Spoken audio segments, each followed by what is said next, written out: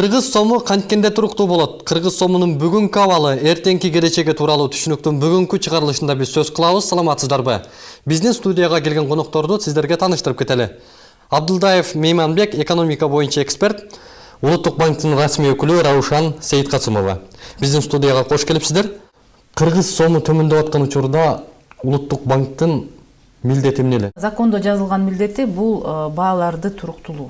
Кыргыз сомун турукташтырып туруш керек, э? Кыргыз сомду туруктап туруш керек. Бирок эң негизгиси максаты бул баа. Бул жанагы инфляция деп коет. Бул сомдун официалдык расмий курс эмес.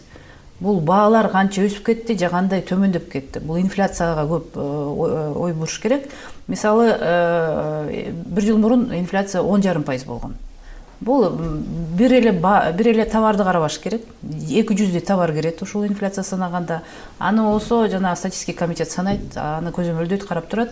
Анан кийин жалпысын мындай орточо алганда 10,5%га 2014-жылы болсо инфляция болгон. Бирок 15-жылдын деңгээли аябай жакшы болуп атат. 3,5% болот. Ушул жерден айтып коюш керек, туура. Бирок инфляциядагы доллардын курсуна көз каранды болот. Өтө түшүп кетсе да инфляция чоң болот. Анан экинчиден айтайын дегеним, Улуттук банктын милдети макроэкономикалык туруктуулукту камсыз кылыш деп, бул жанагы дефицит аз болуп, курс стабилдүү болуп, инфляция төмөн болуш керек да. Бирок экономика өспөй калып атпайбы? Себеп дегенде, ошол эле убакта экономикага акча бериш керек. Булар мына көп интервенция жасаганда экономикадан көп акчаны алып коет атпайбы? Анын экономикага сом жетишпей калып, дефицит, кредит ошол убакта эле кредит бербей атышат, стимулдаштырбай атат да. Бул эми мындай деп көбүнөн бери 10 жылдан бери акталынып келатышат да буларчы. Инфляция төмөн, макроэкономикалык туруктуулук болсо, экономика өсөт, инвестиция келет деп. Бирок инвестиция келбейт, бирок инвестициянын келиши макроэкономикалык туруктуулукка эле көз каранды эмес. Бул жанагы коррупция деген бар. Ошол жак жок болсо, сот калыс болсо, стабилдүүлүк болсо, саясий стабилдүүлүк болсо анан келет.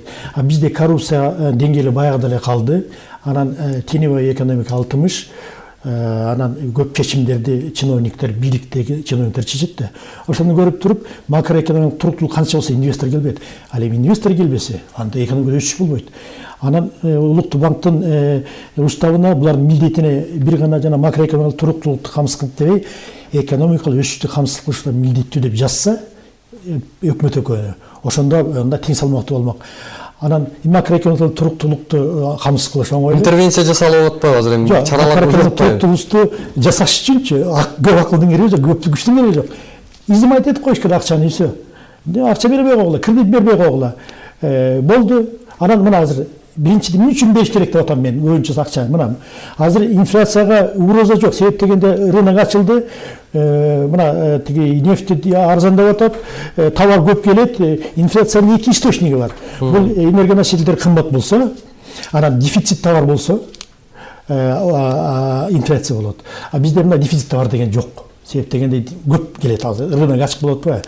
Анан тиги энергоносительдер бизде арзан.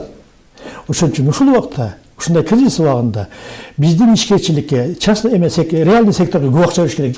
Узун кредиттердин источнигин таап, проекттерди тандап, анан кийин жанагы айыл чарба секторунун структураны өзгөртүп, экспортко жөнүндө импортто алмаштырган мекемелерди бутуна тургуз керек, ирилештирип. Ошондой экономикалык саясат болсо, анда мен айта алат элем, келечекте үмүт бар деп. Апак анда эчтеке жок. Улуттук банкта айта албайт. Себептен Улуттук банктын уставында бир гана жазылган. Булар кредит саясатына жооп берет. Экономиканы жана программасына өкмөт жооп берет да. Өкмөттө координация болбой атат. Бирок муну мыйзам түрүндө өзгөрүү киргизиш керек. Бул нерсеге кандай комментарий бересиз? Эми Улуттук банктын мыйзамына өзгөрүү кирген. Биз жанагы инфляцияга карабай, жанагы өнүгүү жөнүндө деле мыйзамга өзгөрүүлөр кирген. Анан ал жагында карап атабыз. Анан кредит азайып кетти, акчанын баардыгы интервенция аркылуу азайтып атат деген бул деле туура эмес. Анткени бул жерде фактылар бар. Изятия кылып анан кандай кылып эмне берип атасыңар? Кайра бериш керек да, рынок. Фактыларды карасак, мисалы банк системасында кредит азыр 102 миллиард сом болуп атат. Бул 102 миллиард элдин колунда кредит аркылуу алынган. Монетизациянын уровень билесиз да, 60% болот. Экономика акча жетпейт, ал биз недостаточно. Мисалы 2 жылдан бери 20%га көбөйгөн кредиттер. өткөн жыл менен азыркы жылды салыштырсаңар, бирок алар 1 жылдык, 1 жылдык кредиттер. Алар жанагы торговлягачы кредиттерди мына тиги ишкерлерге анан кийин айыл чарбага 1 жылга берип койсоңор, андан кийин болду, алып төлөш керек. Айыл чарбага берилип аткан жок, бул да туура эмес маалымат. Өндүрүш болду бериш керек. Азыркы учурда линия технология бериш керек. 3 жылга берилип атат, 4 жылга берилип атат, 5 жылга. 3 жыл деген краткосрочный эсептелет.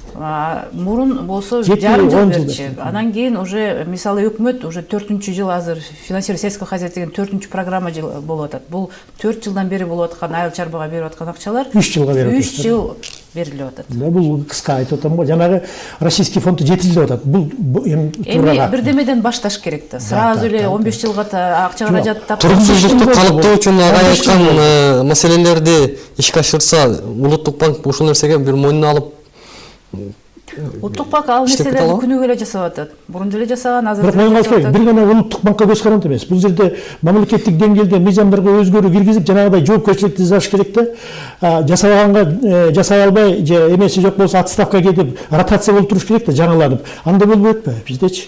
Эгер адамдар, личносттер өзгөрбөсөчү, экономический мындай билимдери дөңгөлү, компетенция өтө жогору, анан тиги эффективдүүлүгү жогору жетекчилер келсе, анан жоопкерчиликте. А бизде баягы эле өкмөттө деле баягы эле жетекчилер, Нацбанкта деле компетенциясы өтө жогору деп айта албайм. Себеп дегенде биографиясын карап көрсөм, Нацбанктагычы жана менеджмент боюнча магистрдик уровенде билим алгандар, анан чиновничек бул кабинетте иштегендер эле балдар келип атат. Мисалы үчүн ФРС алалычы, ажы доктор наук дүйнөгө белгилүү эме алымдар келет аергечи. Мисалы үчүн 20 жыл Алан Гринспен ФРСти башкардыбы, андан кийин 10 жыл тиги Бен Бернанке, 30 жыл иштеген ученыйлар, ошолор алалы чечимдичи. Анан президенттер ошолор менен консультация алат, бизден да болбойт атпайбы? Бизде ушул жагынан кадр жагынан Нацбанк өкмөт дагы жакшы бекемделбей атат. Ушул жакта дагы человеческий фактор да бар да мунун. Эми Улуттук банктын кадр жагы жакшы эле деп жакшы деңгээлде айтам, анткени бизде осу көп билимдүү адамдар иштейт, чет өлкөдөн да билими бар адамдар бар. Анан жанагы научный среданы туура айтасыз, бул жерде бизде өзүбүздүн мисалы Академия наук бар. Анан университеттер да бар. А жерде атайын кафедралар бар, научный среда бар.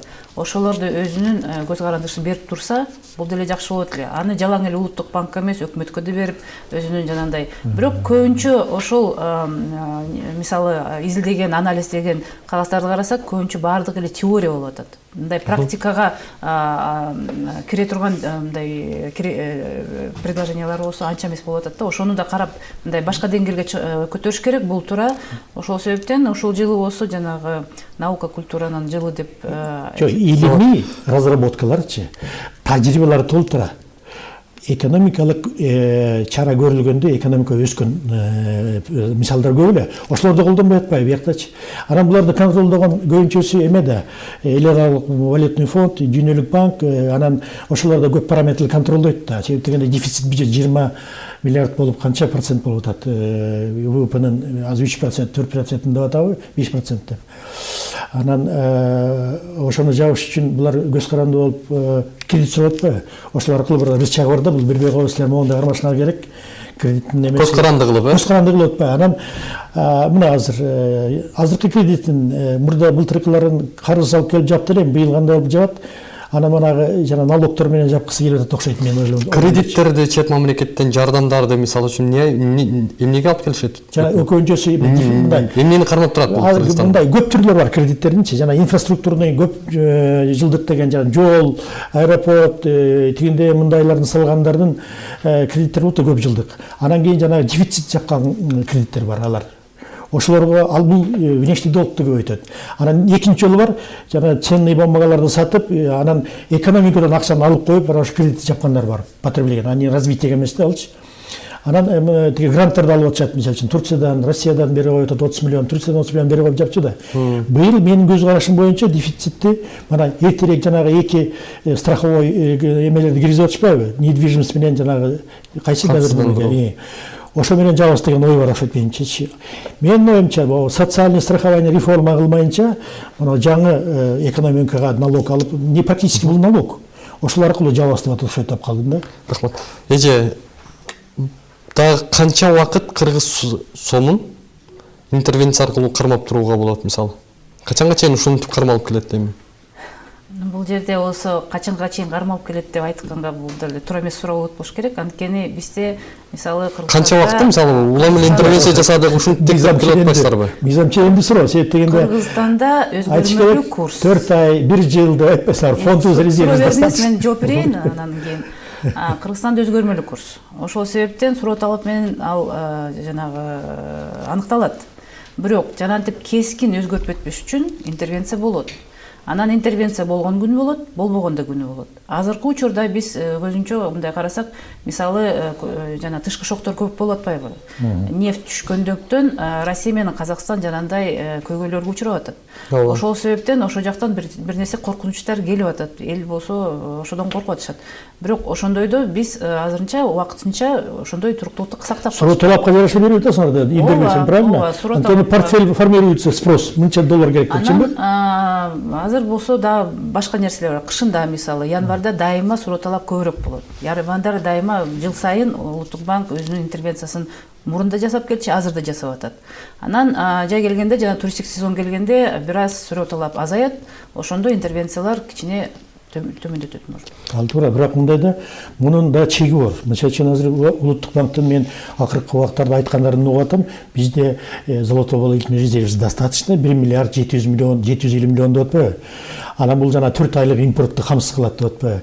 Эгерде могункудай темп кете берсе, мына азыр действительно сырткы шоктор өтө күчтүү болот. Мунун азыр прогнозда дүйнөлүк экономисттердин, саясатчылардын прогнозу боюнча, анан менин анализим боюнча акыркы 10 жылдан беричи бул көпкө созула турган калды. Бул саясий геополитика болуп атат. Андан геоэкономика чыгып атат. Себеп дегенде Россия бул экинчи дүйнөдө кабыл алган саясий эме болобуз деп атпайбы? Ал Украинанын ички саясатына киришип атат, Сириянын ички саясатына киришип атат, нефтиден алган акчанын баарын военныйга жөнөтүп атпайбы? Ошол себептен анын баарын акчаны булар эмнеден таап аткан? Нефть менен газдап аткан. Ошон үчүн дүйнөдө бул нефть экспортерлор баары биригип Американы менен ошону төмөндөтүп атат. Бул саясат ушундай. Муну жакында эле жана ФСБнын председатели айтты ошентип. Булар разведка сонда туруксуздук алып келе турган конкреттүү кайсы сырткы факторлор бар мисалы? Бул нефти түшүп атат, анан кийин девальвация российский валюты, анан тиги экспорт импорттун өзгөрүшү биздин источниктерибиздин азайышы, доллар поступления. Это бул жанагы эмелердики, мигранттардыкы да. Ошол анан паника болушу мүмкүн, биздики эме карап атабыз да дүйнөдө эмне болуп атканын. Суроо талап көбөйтүп кетиши мүмкүн. Давай акчаларды болсо доллар алып, мисалы үчүн мен деле 20 000 болсо мен 500 доллар алып койгум келет. Себеп дегенде эртең жоготуп ийем 15% или там 10% эмеге жараша, девальвацияга жараша. Ошону суроо талап көбөйткөн. Анан кийин 4 айга ушундай деңгээлге чейин чыдайт Нацбанк, андан кийин чыдай албайт. Себеп дегенде поступление жок. Булар өткөндө Марат Султанов айтып атпайбы? Биз дейт жанагы эмеден сатып алабыз. Эгер мамлекеттик правительство башка жактан кредит алса, ошону дейт Нацбанк сатып алат дейт, бир источник дейт. Экинчи жана эмелер которуп атпайбы? Ошону сатып алышат тиги мигранттар. Андан башка анан алтындан сатып алышы мүмкүн. Алтын экспорт болгондо алтын түшөт да. А башка источник жок да бизде. Анан ал түгөнсө анан бул жерде мындай дефолт болушу мүмкүн. Дефолт болушу мүмкүн эмес. 7 ай сатып көргөнүч. 4 айга күчү жетет дегенде маалымат туура эмес. Мисалы биздин тарыхты карап көрсөңөр, ошондой болуш керек, норма. 180 миллион эл ара камдарыбыз бар болчу. Ошол кезде интервенция жасаганбыз. 400 миллион АКШ доллар жалаң эле эл ара камдар болгондо анда да интервенция жасаганбыз. Анан 1200 да болгон. Ал ситуация башка эмес. Мисалы 1998 жылы Россияда болгон кризисте бизде болсо жалаң эле 200 миллион эле АКШ доллар болчу. Ошондо да туруп бергенбиз. Азыркы учурда азыр 2 миллиардтай резервдер бар. 1 миллиард 700.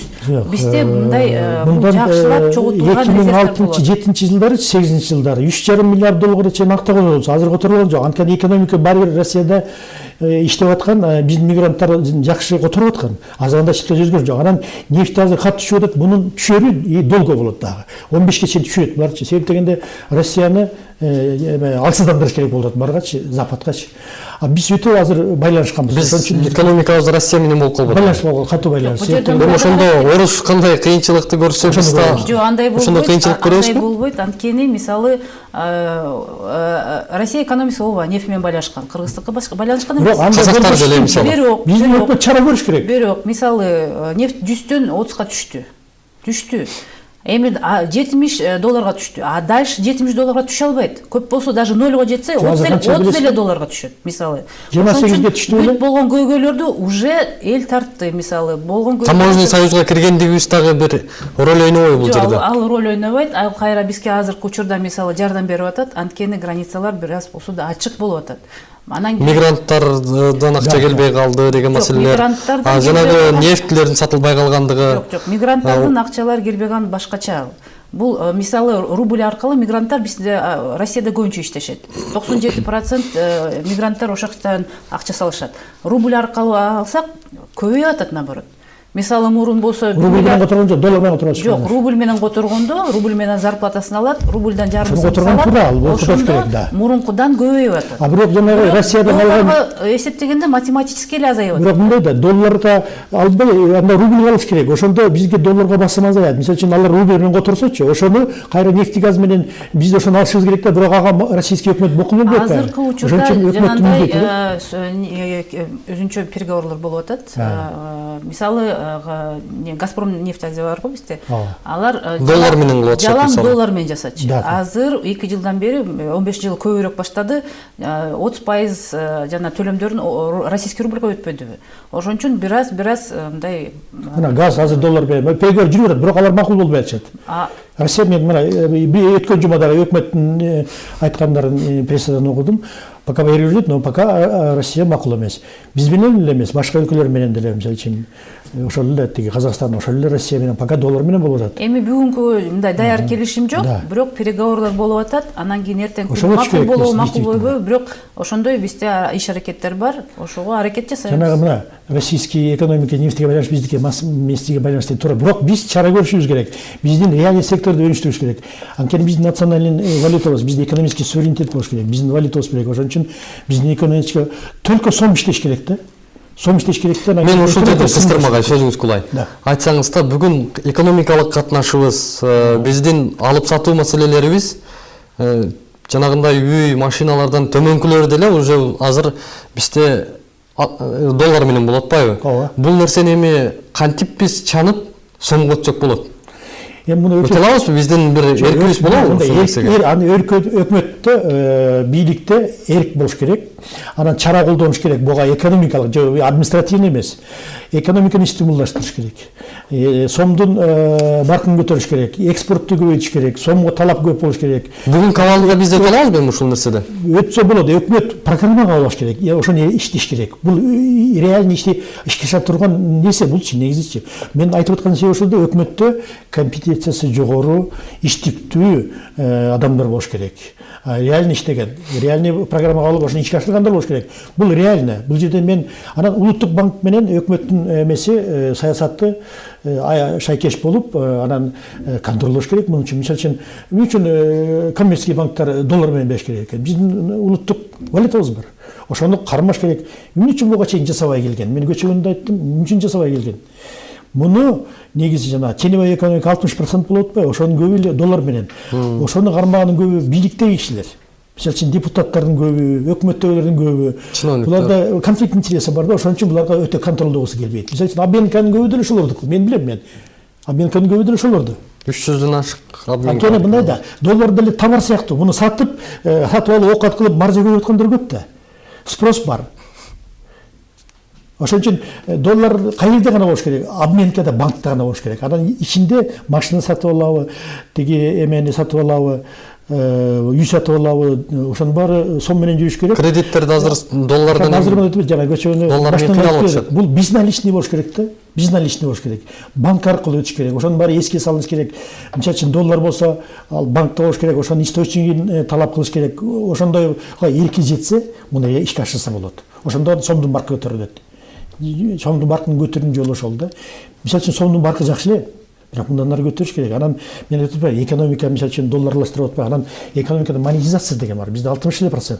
Экономиканын монетизациясы мисалы үчүн Америка менен Англияда 100%-тен ашык болуш керек. Экономика акча жетпей атат. Мисалы үчүн реальный сектор айылда иштебей атпайбы. Жердин баары мына 128 000 гектар жер иштебей калыптыр. Анан мисалы үчүн экспортты көбөйтөлү деп атпайбы? Экспортты көбөйтүш үчүн технология алып келиш керек. Мисалы үчүн биздин товар ошол эле импорт ошондо мына экспортну анан импорт внутренний рынокты канааттандырып анан экспорт кетиш керек да изилишке. Анан азыр мына российский рыноктун эң жакшы жери бош. Бүт баары санкция болуп, биз үчүн бошта таможня бергенибиз, союзга бергенибиз эң жакшы. Бул саясат стратегический тура да. Эми ошону биздин экономикалык солдаттарыбызды курал берип, курал эмне? Бул технология, линия, акча, оборотный капитал берип туруп анан кийин экспортко кое бериш керек.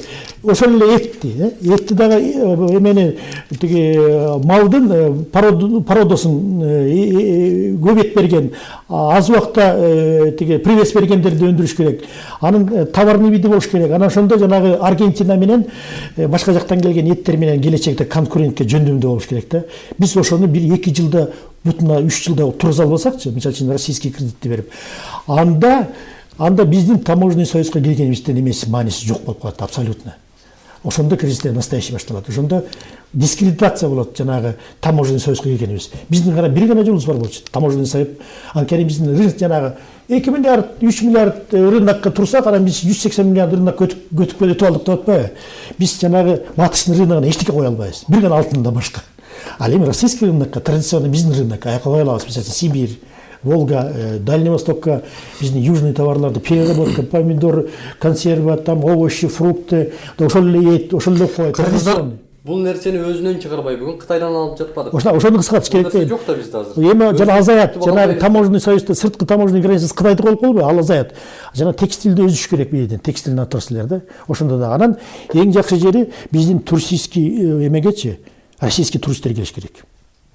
Ошону камсыз кылыш керек да. Уже доллар поступления, рубль поступления, анан российский экономика алаканы рубль көтөрүш керек. Ошондо биздин экономика оңолот. Ошого мен эркизите биздин акыркы өкмөттүн программасы бар, мен көрө алган жокмун ошону. Равшан эже, ушул сөзгө мисалы улай. Биздин алып сатуу маселелери жана жогоруда белгилеген нерседе бир сом менен көзүңүз тура жетеби ушул нерсени бир ишке ашырып кеткенге? Эми бул жерде маселени туура коюш керек. Маселе болсо мисалы жалаң дедоларизация, жалаң долларга өтүш деген койсоңор, албетте ал туура эмес. Анткени ал көбүнчө эмоцияга алып кетет. Андай мүмкүнчүлүк жок, андай болбойт деп. Биз андай максат коюп аткан жокпуз. 100% доллардан баш тарта албайбыз. Анткени биз глобалдык рыноктабыз. Соодага тышылык бар. Алар болсо чет өлкө валютада болот. Ошон үчүн же доллар болобу, же евро болобу, же юань болобу, айтыр башка чет өлкөнүн валютасын баары бир колдонобуз. Бирок Кыргызстандын ичинде жанандай операциялар жана төлөмдөр болсо сом аркылуу жүргүзүш керек. Анан азыркы учурда болсо көбүнчө жанагы чоң жана үй же автоунаалар болсо доллар менен сатылып калды тилекке каршы. Ошол жактан биз азыр иш алып барып атабыз. Азыркы учурда карап көрсөңөр, кээ бир рекламалар уже сом менен берилип калды да. Анан бул жерде мындай башка экинчи психологический фактор бар да. Мисалы автоунааны 5000 доллар деп койсоңор, бул мындай арзан көрүнөт да, 5000 доллар дегендей. Бирок сом менен эсептегенде бул көп акча. Ошон үчүн бул жерде маркетинговый ход бар да. Жанагы мисалы эмнеге маркетингде бирдеме товар сатканда 50 деп жазбайт. 49 бир 99 деп жазып коет. Анткени адам биринчи көргөндө жана биринчи 4-тү көрөт да, анан 40 бир пакетти алдым дегендей бул базардын талабы. Базардын талабы. Ошо сыяктуу деле ошол жерде ошол доллар менен сомдун немеси ошондой да. Анан азыркы учурда сом менен көрсөтүш керек. Бул үй кымбат болуп атат биздин элге. Анткени сом менен санаганда 3,5-4 миллион сомдой болуп атат. Доллар менен аз көрүнөт. Ошол эле автоунаалар бул абдан кымбат. Анан эгер биздин адамдар ошондой ала албайбы, бул экинчи маселе. Мындайда бул бүт баарын жана машина боло, үй боло деле сомго өткөзсө болот.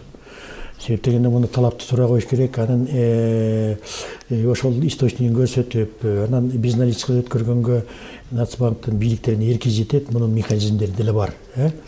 Кеп каалабай атышат. Себеп дегенде айтып атпайм, дагы айтайын. Ошол операциянын көбү үй сатып, үйдө алып, машина саткандардын баары эле тиги ошол жана колунда бар бийликте келет. Себеп дегенде алардын иши булар, бизнеси да. Вот ошон үчүн буга көп каалабай аткан себеби. Ошон үчүн муну элита өзгөрүш керек. Ошолор келиш керек. Анан бийликтечи жана бизнесте немеси долесі көп да. мына премьер-министр деле, президент деле, министрлердин көп эле баягы акча алуулар бизнестин ээлери. Анан ошолордун кызыкчылыгы дагы көп таасир берип атпайбы экономикалык саятка. Конфликт интерес болуп атат. Ошол себептен жана биздин сомдун баркынын төмөндүгү долларизация болуп кеткенин себеби теневой экоnomiянын көптүгү. Мына 3 фактор ушуга көз каранды. Ушуга бул коррупция. Бул коррупция деп атат. Ушу коррупциянын деңгээлин төмөндөтүш керек да. Бул элитаны тазалаш керек. Терең маани жагы, саясий жагда болчу.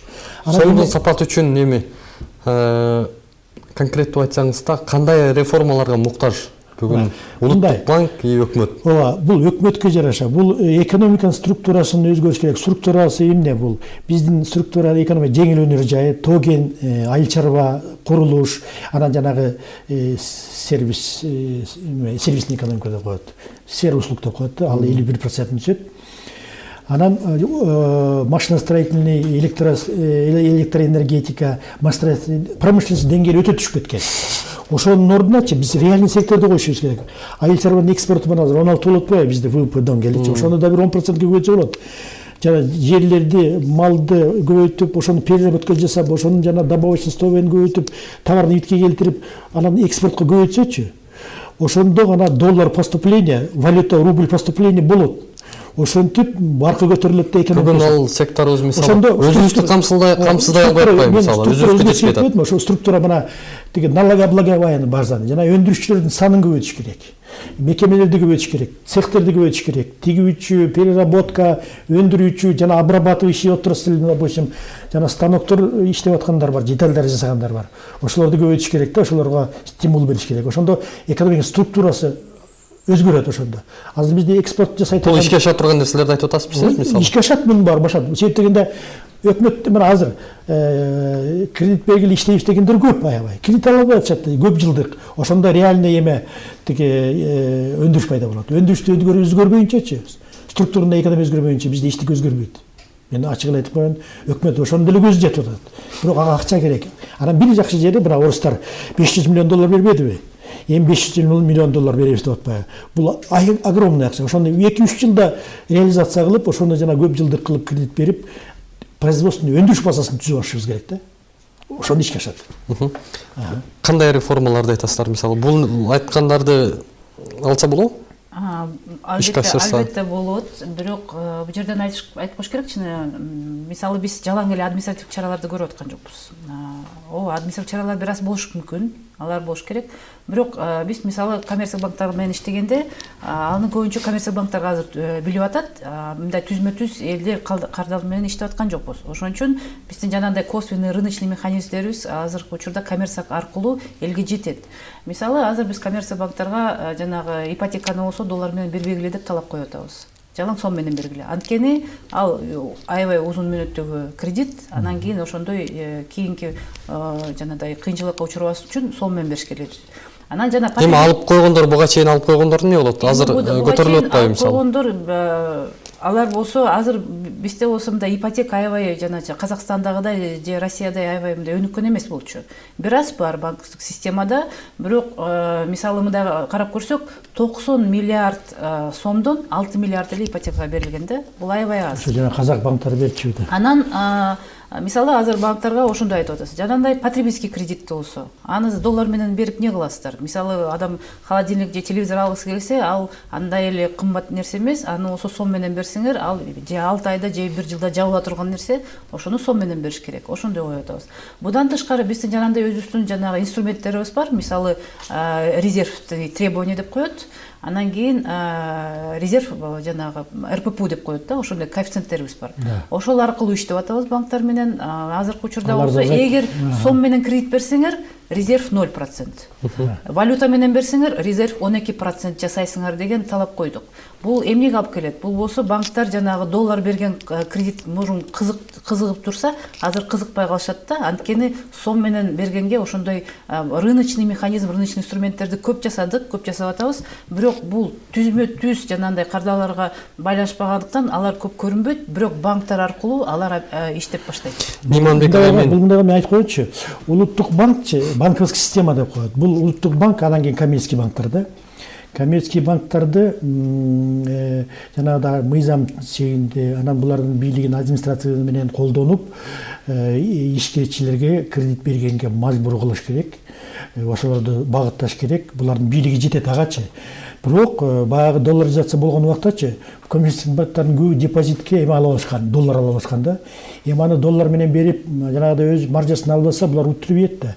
Адатта риске булар ошого таасир бере албай аткан себеби ошондой да. Бирок мына жакында президент Путин бүт ишчилер менен жолукканда, банктар менен жолукканда мынтип айтып атат. Аларда ошондой маселе көп экен. Тиги эмеге ишкерлерге рубль менен бергиле. Коммерческий банктарды мичүн Нацбанк айтып атат. Резерв эмеге Федеральный резервный банк айтып атат. Тиги коммерческий банктарды мажбурлагыла. Колдоп атпайбы мисалы? Мажбурлагыла ишкерлерге эме берсин, кредит берсин, рубль менен көп жылдык берсин деп атат. Анан Нацбанктын бийлиги жетет. Булардын эмиссия тургандыргычы бар. Мисалы изъятие болгон деген ошол акчаны кайра комиссия алгандан кийин кайра деле ишкерчиликтерге бергиле деп акча бериш керек да буларга. Бул узун кредиттерди. Анан айтып коеюнчу.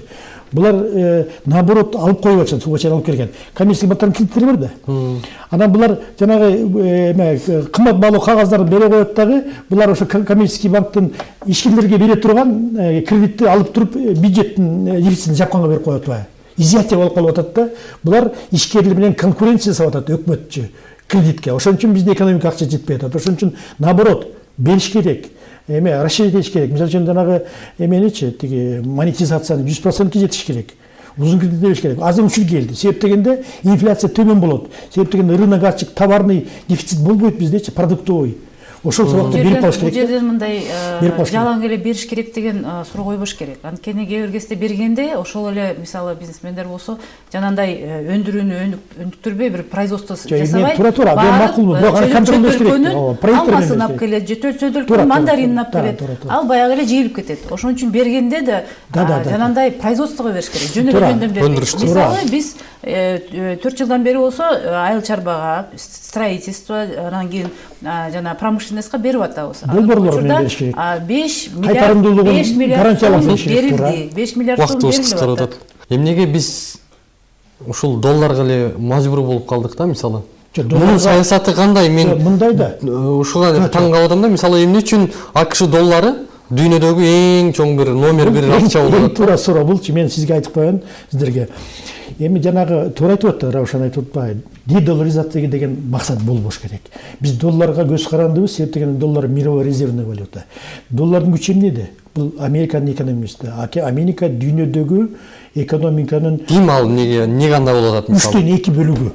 Бул жерде технология, техника, товар, наука өнүккөн жерде булардын валютасы күчтүү. Дүйнөлүк резервный валюта. Долларга бүт мамлекеттерден каалаган нерсени алса болот. Ал резерв болуш керек. Эмне кандай болуп калды? Мен ошол таң калып атам да. Эмне кандай? Американы айтып атпаймынбы? Бул дүйнөлүк экономикалык держава. Эмне себептен бул? Себеп дегенде бул технологиянын борбору. Бүт техника, технологиянын борбору болуп атпайбы? Каяктан чыгат? Чыгып атпайбы? Башка өлкөлөрдө деле мисалы үчүн Кытай ошол учурда азыр Кытайда ошол көз каранды. Жок, бул жерде тарыхты караш керек да. Мисалы мурун эң күчтүү экономика Англия болгон. Америкадан мурун. Анан эң күчтүү валюта Англиянын фунту болгон. Мурун ошол доллар азыркы учурда ошол деңгээлде эле атабы, мурун английский фунт болчу. Анан Англиянын экономикасы бираз төмөндөгөндө, Американын экономикасы күчтүндөгөндө бул алардын валютасы чыгып атат. Бирок азыркы учурда мисалы Кытай эмне болуп атат? Кытай болсо канча жылдан бери аябай жакшы мындай деңгээл менен өнүгүп, анын валютасы азыркы учурда мисалы өткөн жылы болсо жанагы эл аралык фонд чечим кылды, резервке киргизди деп. Эми ушул жылы күзүндө болсо ал чечим уже ишке кирсе, анда Кытай болсо кийин ким билет, Кытай может быть биринчи экономика болот да, анын валютасы болсо эң валюта номер 1 болушу мүмкүн. Ошол себептен да анан азыркы учурда биз жанагы дедоларизация, доллардан мындай бир аз көзүңөр тарткыла деп алдын ала эскертип атабыз. Анткени бүгүнкү учурда ооба долларды сактап отурасыңар. Бүгүнкү учурда болсо ошол доллар менен мен мындай туруктуулук болуп атат. Бирок эртең ошол доллар күчүн жоготуп, анын ордуна кытайский юан келсе, ошол доллар кармаган адамдар алар кайра эле кыйынчылыкка келет. Ошону алдын ала айтып коюш керек. Рахмат. Азыр эмне кылышыбыз керек? Конкреттүү түрдө бүгүн кыргыз сомунун туруктуулукка келиши үчүн эфирибиз аяктап баратат. Айтсаңыз да, Эми кантип мындай- биз эми сомдун туруктуулугун биздин көрөрмандар дагы бүгүн күтүп атат. Не кылса туруктуу Азыр эле болот? айтып кеттик, доллардын күчү экономиканын күчүндө деп. Биздин экономиканы көтөрсөк, реформа жасап, реальный секторду көтөрсөк, структурный өзгөрүү жасасак, ошондо сомдун эмеси көтөрүлөт. Ошондо экономика туруктуулугун жашылат сомдун күчүчү. Ошону гана жасаш керек. Эки гана структурный изменение. Импортты азайтыш керек да, экспортты көбөйтүп, анан кийин сомдун баркы ошондо гана. Чакан ишкерлерге мисалы үчүн бир мүмкүнчүлүктөр. Дефицит болбош керек, бюджетибизде профицит болуп туруш керек. Анан бүт товардын баарын ички сомго жүргүзүп, бирок жанагы санарлуу гана технологияны гана долларга алгыдай болуш керек. Ошол. Рахмат. Сиз кандай жооп бересиз? Мен бул жерде мынтип айтат элем, бир жактан ооба экономика бул абдан мындай абдан күчтүү фактор да, бул биринчи фактор болот. Бирок будан тышкары өзүнчө жанагындай патриоттук да сезимдер болуш керек. Анткени болсо өзүбүздүн сомубуз өзүбүздүкү болуп атат, ошон үчүн аны колдош керек. Анан бул жерде жалаң эле улуттук банктын жумушу эмес, бул бүткүл коомдун деле жумушу.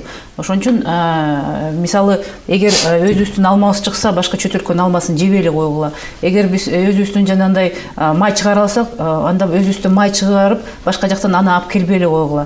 Анан кээ бир бизнесмендер болсо, ошол башка жактан алып келип, ошондо камсыз кылып, ошондо ишибиз жабылып атат деп бир жагынан аларды мен түшүнүп атам, бирок бир жактан өзүбүздүн өлкөбүздү өндүргөнгө ошондой аракеттер жасаш керек да. Качан бир стабилдүүлүктө болуп калат? Азыркы учурда стабилдүү болуп атат. Стабилдүү болуп атат. Бирок кээ бирлерге ошол стабилдүүлүк жакпай атат, кээ бирлер болсо жагып атат. Рахмат. Сиздер бүгүнкү биздин студияга келип, ой пикириңиздерди билдиргениңиздерге ыраазычылык билдиребиз. Урматтуу телекөрүүчүлөр, сиздер түшүнүктүн бул жолку чыгарылышына көп болдуңуздар. Бүгүн биз кыргыз сому канткенде туруктуу болот деген маселенин үстүндө сөз кылдык. Албетте, эки тараптуу көз караштар, эки тараптуу пикирлер болду. Бул көрсөтүүдөн өзүңүздөр туура жыйынтык чыгарат деген үмүттө биз көрсөтүүнү жыйынтыктайбыз. Саламатта болуңуздар.